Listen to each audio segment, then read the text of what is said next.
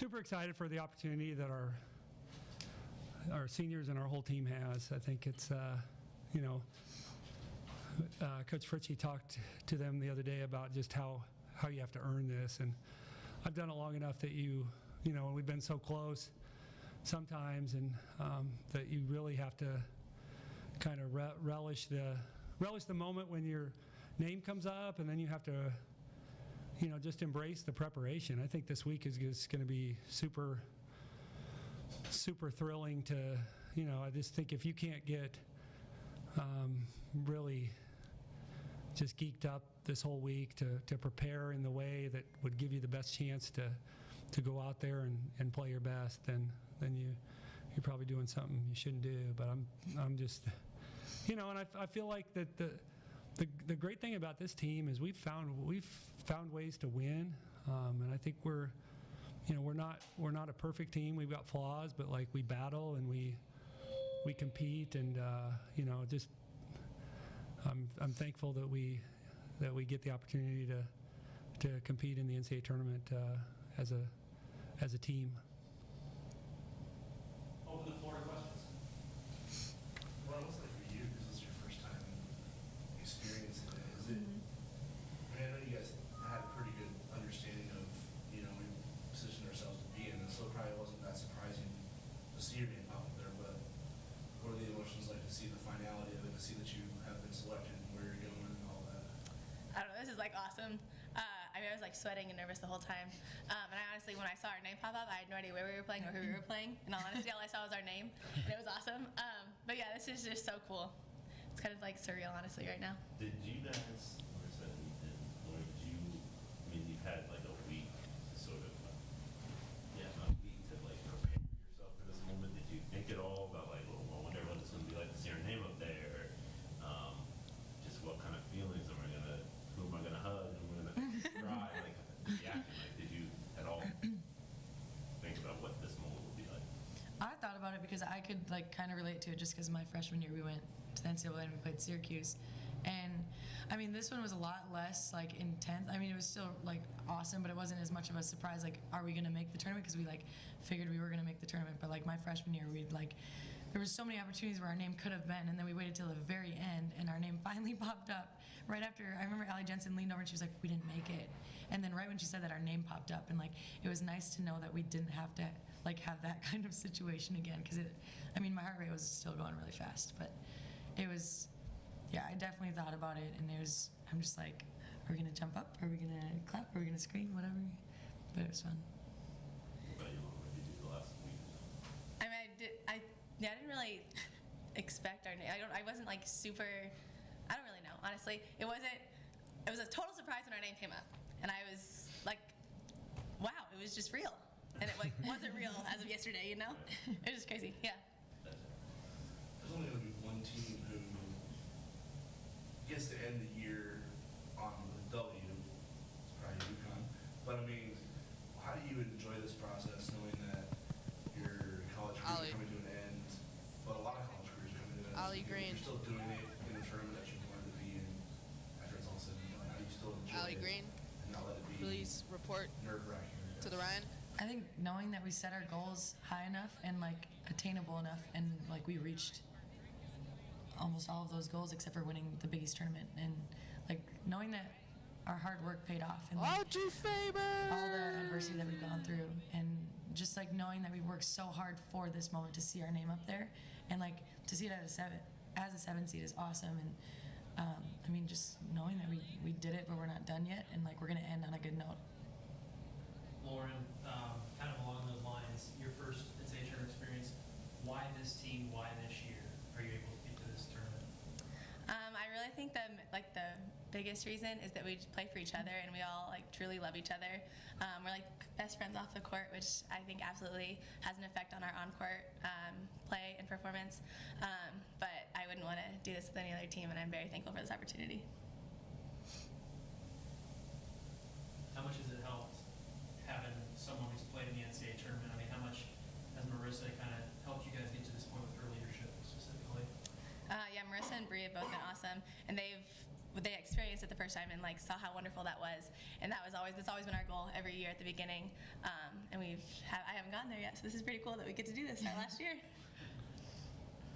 How much did you miss this, Marissa? Like, I mean, you can't keep the feeling of like you described the situation what it was like when you saw your name pop up as a freshman, but 4 years later, and you hadn't gone through it again. Did you doubt it may happen? I mean, it was obviously a goal, but what's it like to see it and be like, wow? I'm assuming it's a bit of relief. Yeah, because I mean, obviously we've wanted to go back every year, and that's been a goal, and it just like we fell short, and have been really close other years.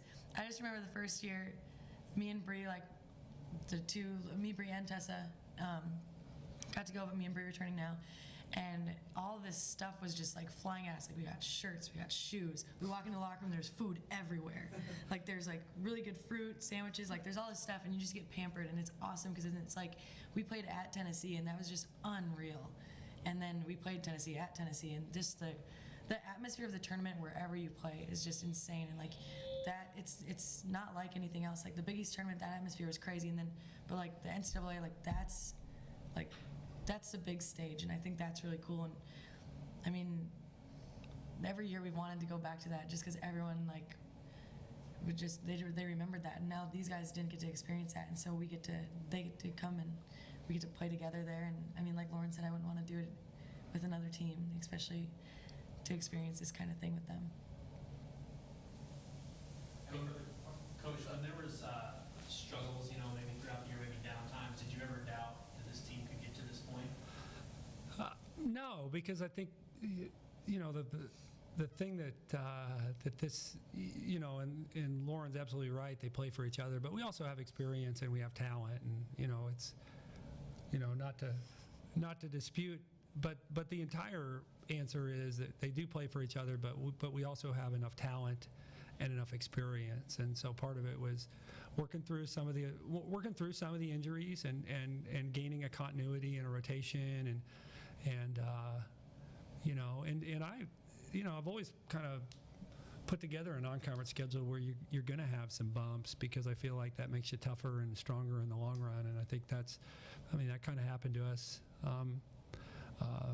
this non-con. And when you play a decent non-conference schedule and then you throw in some injury issues, then it becomes even more difficult. But good leadership on the part of seniors, but also good buy-in by everybody. It's I've talked to our team about it's easy to get carried away and the end of the season being about seniors and postseason being about seniors, but you don't. Marissa just said I haven't been back since I was a freshman, and that just getting them to kind of embrace all of this in the last month or so, because it is something that you don't know you're going to get that opportunity again. So I think that's a big part of it. We had good leadership, but we also had good buy-in. I mean, our injured kids were not distracting, and our redshirt kids they helped us in practice, and those things matter when you're trying to get to where we're trying to get. Anything off the top of your head about Toledo? Yeah, a good friend of mine is their head coach. Tricia Cullip used to be at Evansville, so she did a really good job at Evansville. And I've actually picked her brain a lot about. She's been at Toledo for quite a while, and I've picked her brain about putting people in the stands. Like she did a really good job at Evansville, and she's done a good job at Toledo building a fan base. And so she's somebody that I've kind of whenever I see her on the road recruiting, I'll ask her what are some things that you can do, that we can do, that you guys are doing. And so so that's the part I know. I mean, they didn't win. The MAC was a good league this year. The top of that league was pretty good, and they didn't win the regular season, but they were ultra competitive. They won at Dayton, who we won by 3 against Dayton down in the Bahamas, and they won at Dayton. So I know they can play, because I know how good Dayton is, and they went through their conference tournament, and like I said, the top of that league is pretty good. So for them to make it through that 12-team league, and be the representative. They're going to be a good team. Are you, I mean, I hate to ask you just to see places, but I don't know how much you. Yeah, I mean, I think it was appropriate. Like, I feel like, I think that's where we were kind of predicted maybe a week and a half ago was, the Joe Lenardi on the women's side, Charlie Cream's kind of the guru. Like, he had us going there about 2 weeks ago, and then the last time, the last few days he's had us going to UConn as an 8. So nothing against Oregon State, but this is a good destination. I think, and seeing Marquette pop up as a 5 was certainly encouraging. I felt like that we weren't going to be a lot lower than them. So I think it's pretty appropriate. And to be honest, like because I'm on the regional rankings committee, so I have to pay attention to stuff that goes on. I mean, I think this year, maybe with the exception of UConn, the top 12 teams, there's not a lot of separation. So I'm not sure there's a lot of difference between, the ones that aren't UConn and the 2s and the 3s. So that's just kind of my take. But you're gonna, if you're fortunate enough to beat Toledo, you're gonna play a road game essentially in the second round. But I do think that we went 8-1 on the road in the Big East, so we're tested there. They got a left-handed point guard who's a senior. He's a really good player, Sidney Weiss. But obviously Toledo's first. But we played Oregon State 3 years ago in Vegas. Would have been Lauren's freshman year and Marissa's sophomore year. And we beat them. And they have I think they have 2 senior guards who played on that team. So Beat them before it was cool to beat them. yeah, beat them before it was cool to beat them. Still counts. But Anything further? You guys can stay there. Thanks, guys. thanks, you guys. Yeah, What? I just need them for like a little, Oh, I was like, Oh, I was like, what? if you guys don't mind. Yeah, fine. Just kidding. I'll talk to you both at the same time. Okay. You guys did you play a year in Missouri Valley? I did. You didn't? I Were did. you recruited to play in Missouri Valley? So, was it like, I mean, you go to the Big East, and you probably went through the same experiences. What's the reaction of that?